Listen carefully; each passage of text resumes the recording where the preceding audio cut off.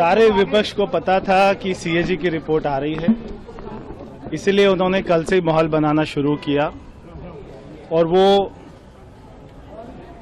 बाबा साहब अंबेडकर जी की फोटो, शहीद आजम की फोटो, इन सब का मुद्दा बिल्कुल गलत बना रहे थे।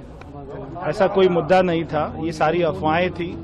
उसके बाद में आपको पिक्चर भी दिखाई। ये बात उनको अच्छे से पता थी कि सीएजी की रिपोर्ट आ रही है और उसमें बहुत बड़ा भ्रष्टाचार हुआ है। और ये सीएजी की रिपोर्ट में आया है कि 2002 करोड़ रुपए का भ्रष्टाचार, उसमें जितना मैंने पढ़ा है।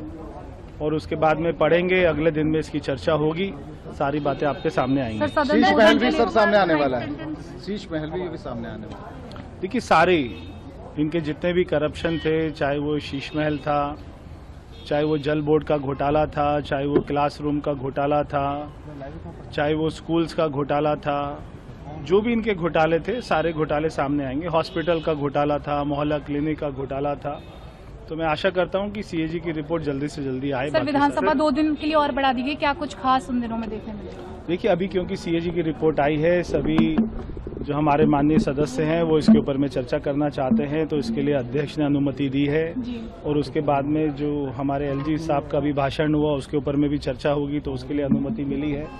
तो ये अच्छी चर्चा हो और ये दिल्ली के लिए एक अच्छे, हम इसको अच्छे माहौल में लेकर जाए, ये हम उम्मीद करते हैं।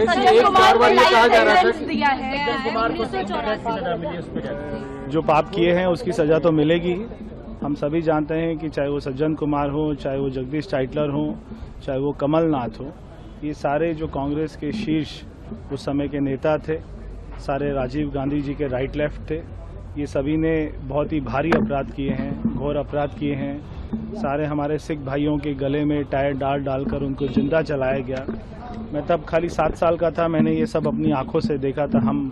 हम उस समय केशवपुरम में रहते थे। एक दिन मैं सुबह उठा, मैंने देखा कि चारों तरफ में आग लगी हुई है, कैसे लोगों को मारा जा रहा है।